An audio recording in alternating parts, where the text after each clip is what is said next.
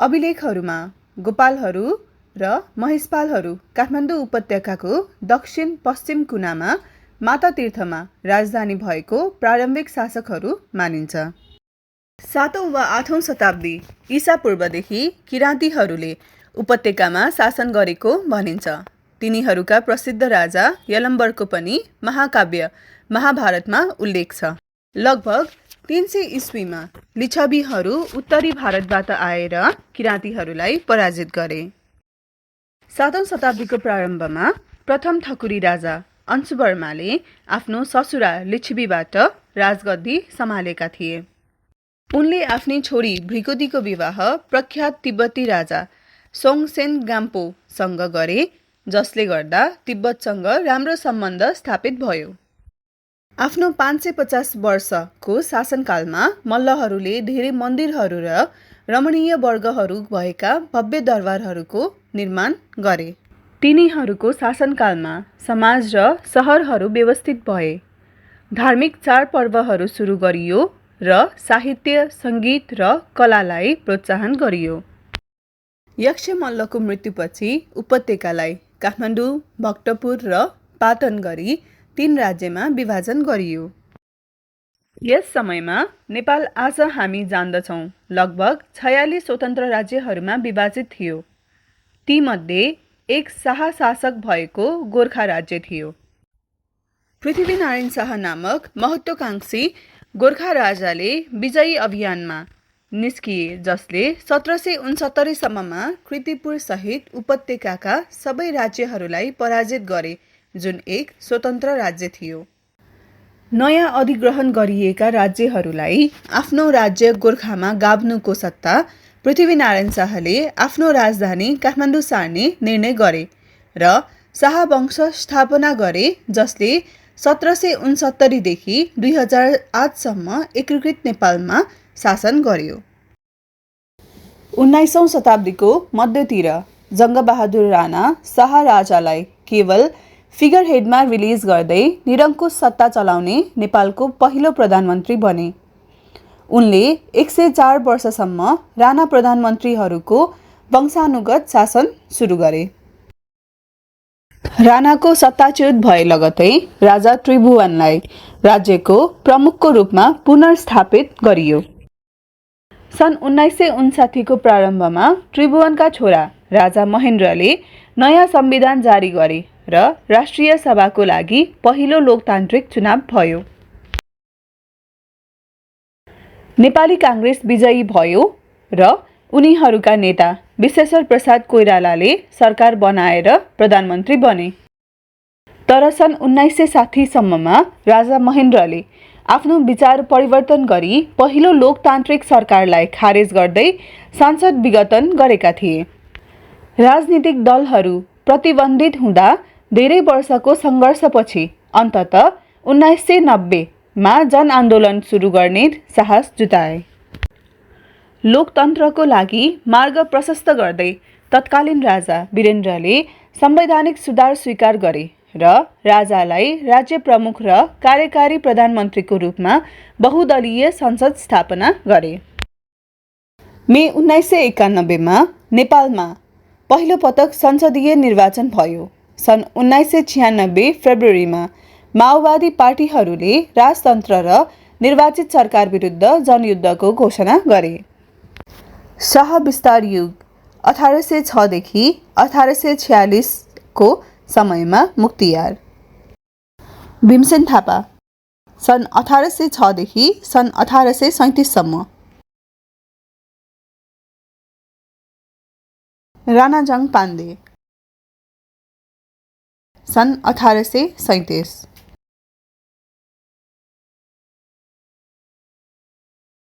रङ्गनाथ पौड्याल सन् 1837 देखि सन् 1838 सम्म।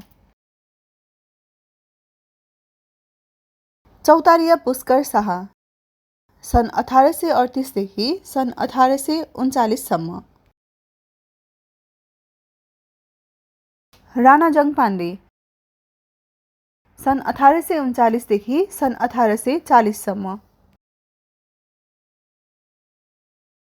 रङ्गनाथ पौड्याल सन् 1840।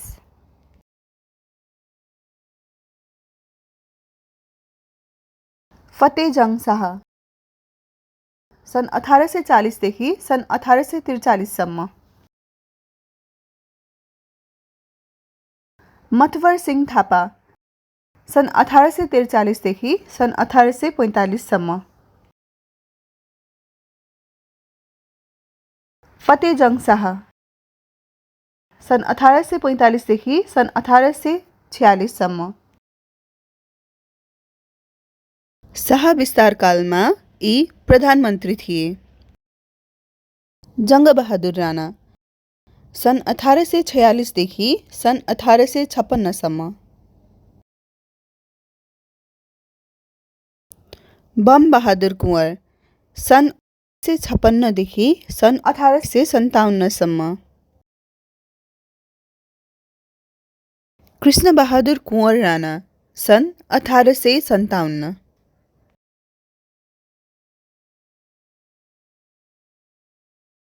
जङ्गबहादुर राणा सन् 1857 देखि सन् 1877 सम्म। रणदीप सिंह कुँवर सन् 1877 देखि सन् 1885 सम्म। वीर शमशेर जङ्गबहादुर राणा सन् 1885 देखि सन् 1901 सम्म। देव शमशेर जङ्गबहादुर राणा सन् 1901।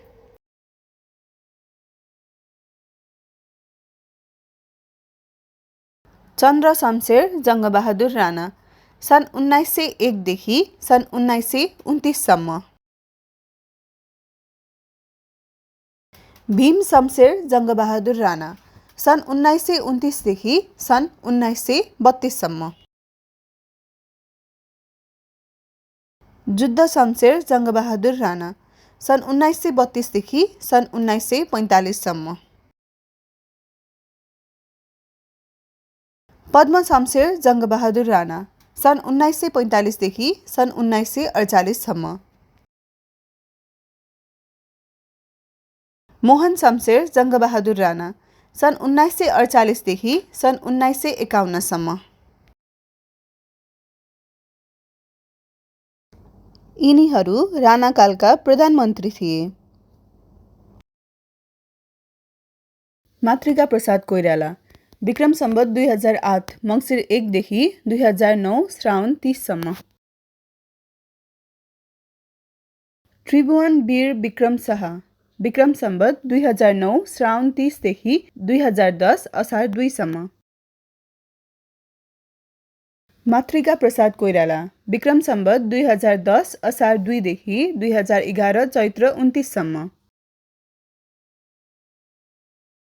सूर्यबहादुर थापा विक्रम सम्वत 2011 चैत्र 29 देखि 2012 वैशाख 1 सम्म। महेन्द्र वीर विक्रम शाह विक्रम सम्वत 2012 वैशाख 1 देखि 2012 माघ 13 सम्म। टङ्क प्रसाद आचार्य विक्रम सम्वत 2012 माघ 13 देखि 2014 श्रावण 11 सम्म। कुँवर इन्द्रजित सिंह विक्रम सम्वत 2014 श्रावण 11 देखि 2015 जेठ 2 सम्म। सुवर्ण शमशेर राणा विक्रम सम्वत 2015 जेठ 2 देखि 2016 जेठ 13 सम्म। विश्वेश्वर प्रसाद कोइराला विक्रम सम्वत 2016 जेठ 1 देखि 2017 पुस 1 सम्म। सङ्क्रमणकालमा यी प्रधानमन्त्री थिए। महेन्द्र वीर विक्रम शाह विक्रम सम्वत 2017 पुस 1 देखि 2019 चैत 20 सम्म। तुलसी गिरी विक्रम सम्वत 2019 चैत्र 20 देखि 2020 पुस 8 सम्म। सूर्यबहादुर थापा विक्रम सम्वत 2020 पुस 8 देखि 2020 फागुन 14 सम्म। तुलसी गिरी विक्रम सम्वत 2020 फागुन 14 देखि 2021 माघ 13 सम्म। सूर्यबहादुर थापा विक्रम सम्वत 2021 माघ 13 देखि 2025 चैत्र 25 सम्म। कीर्तिनिधि बिष्ट विक्रम सम्वत 2025 चैत्र 25 देखि 2026 चैत्र 31 सम्म। गेहेन्द्र बहादुर राज भण्डारी विक्रम सम्वत 2026 चैत्र 31 देखि 2028 वैशाख 1 सम्म। कृतिनिधि बिष्ट विक्रम सम्वत 2028 वैशाख 1 देखि 2030 श्रावण 1 सम्म। नागेन्द्र प्रसाद रिजाल विक्रम सम्वत 2030 श्रावण 1 देखि 2032 मङ्सिर 15 सम्म। तुलसी गिरी विक्रम सम्वत 2032 मङ्सिर 15 देखि 2034 भदौ 27 सम्म। कृतिनिधि बिष्ट विक्रम सम्वत 2034 भदौ 27 देखि 2036 जेठ 16 सम्म। सूर्यबहादुर थापा विक्रम सम्वत 2036 जेठ 16 देखि 2040 असार 28 सम्म। लोकेन्द्र बहादुर चन्द विक्रम सम्वत 2040 असार 28 देखि 2042 चैत्र 8 सम्म। नागेन्द्र प्रसाद रिजाल विक्रम सम्वत 2042 चैत्र 8 देखि 2043 असार 1 सम्म। मरिसमान सिंह श्रेष्ठ विक्रम सम्वत 2043 असार 1 देखि 2046 चैत्र 24 सम्म। लोकेन्द्र बहादुर चन्द विक्रम सम्वत 2046 चैत्र 24 देखि 2047 वैशाख 6 सम्म। यी नै दलविहीन पञ्चायत कालका प्रधानमन्त्री थिए। कृष्ण प्रसाद भट्टराई विक्रम सम्वत 2047 वैशाख 6 देखि 2048 जेठ 12 सम्म। गिरिजा प्रसाद कोइराला विक्रम सम्वत 2048 जेठ 12 देखि 2051 मङ्सिर 14 सम्म। मनमोहन अधिकारी विक्रम सम्वत 2051 मङ्सिर 14 देखि 2052 भदौ 27 सम्म।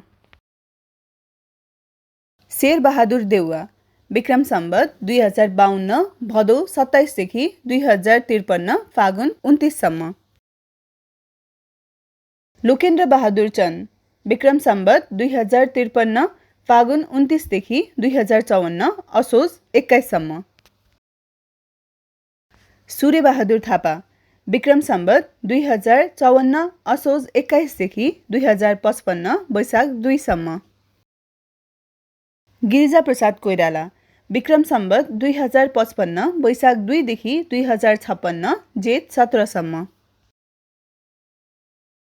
कृष्ण प्रसाद भट्टराई विक्रम सम्वत 2056 जेठ 17 देखि 2056 चैत्र 9 सम्म। गिरिजा प्रसाद कोइराला विक्रम सम्वत 2056 चैत्र 9 देखि 2058 श्रावण 11 सम्म।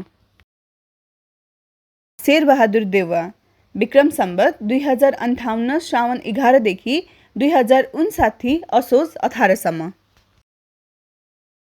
ज्ञानेन्द्र वीर विक्रम शाह विक्रम सम्वत 2059 असोज 18 देखि 2059 असोज 25 सम्म। लोकेन्द्र बहादुर चन्द विक्रम सम्वत 2059 असोज 25 देखि 2060 जेठ 22 सम्म।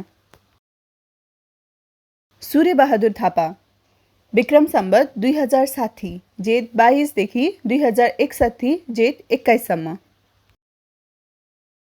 शेरबहादुर देउवा विक्रम सम्वत 2061 जेठ 21 देखि 2061 माघ 19 सम्म।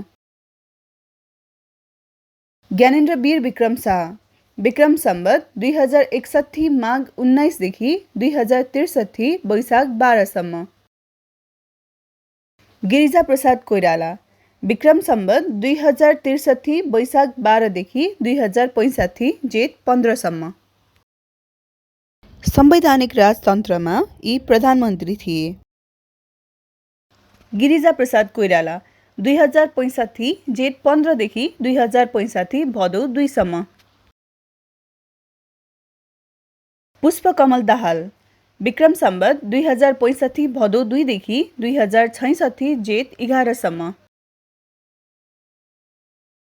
माधव कुमार नेपाल विक्रम सम्वत 2066 जेठ 11 देखि 2067 माघ 23 सम्म।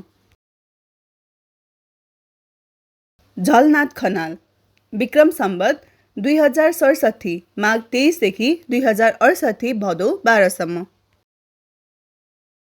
बाबुराम भट्टराई विक्रम सम्वत 2068 भदौ 12 देखि 2069 चैत्र 1 सम्म। खेलराज रेग्मी 2069 चैत 1 देखि 2070 माघ 28 सम्म। सुशील कोइराला विक्रम सम्वत 2070 माघ 28 देखि 2072 असोज 25 सम्म। केपी शर्मा ओली विक्रम सम्वत 2072 असोज 25 देखि 2073 श्रावण 20 सम्म।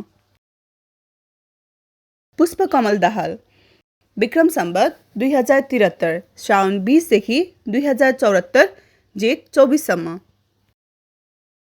शेरबहादुर देउवा विक्रम सम्वत 2074 जेठ 24 देखि 2074 फागुन 5 सम्म। केपी शर्मा ओली विक्रम सम्वत 2074 फागुन 5 देखि 2078 असार 29 सम्म। शेरबहादुर देउवा विक्रम सम्वत 2078 असार 29 देखि 2079 पुस 11 सम्म। पुष्पकमल दाहाल विक्रम सम्वत 2079 पुस 11 देखि हालसम्म। यी हुन् सङ्घीय लोकतान्त्रिक गणतन्त्र नेपालका प्रधानमन्त्रीहरू। नेपालमा प्रधानमन्त्रीको पदमा बारम्बार परिवर्तनहरू देशको राजनीतिक परिदृश्यलाई आकार दिने कारकहरूको सङ्गमको श्रेय दिन सकिन्छ। एउटा विशिष्ट विशेषता भनेको गठबन्धन राजनीतिको व्यापकता हो, जहाँ विभिन्न दलहरू मिलेर सरकार गठन गर्छन्। कहिलेसम्म हामी नेपाली नागरिकले प्रधानमन्त्रीमा यी परिवर्तनहरू देख्नुपर्ने हो? हामी र हाम्रो देशले स्थिर प्रधानमन्त्री कहिले पाउने हो? कहिलेसम्म यसरी प्रधानमन्त्री बदलिरहने हो? यी केही सवालहरू सबै नेपाली नागरिकको दिमागमा सधैँ रहिरहेको छ।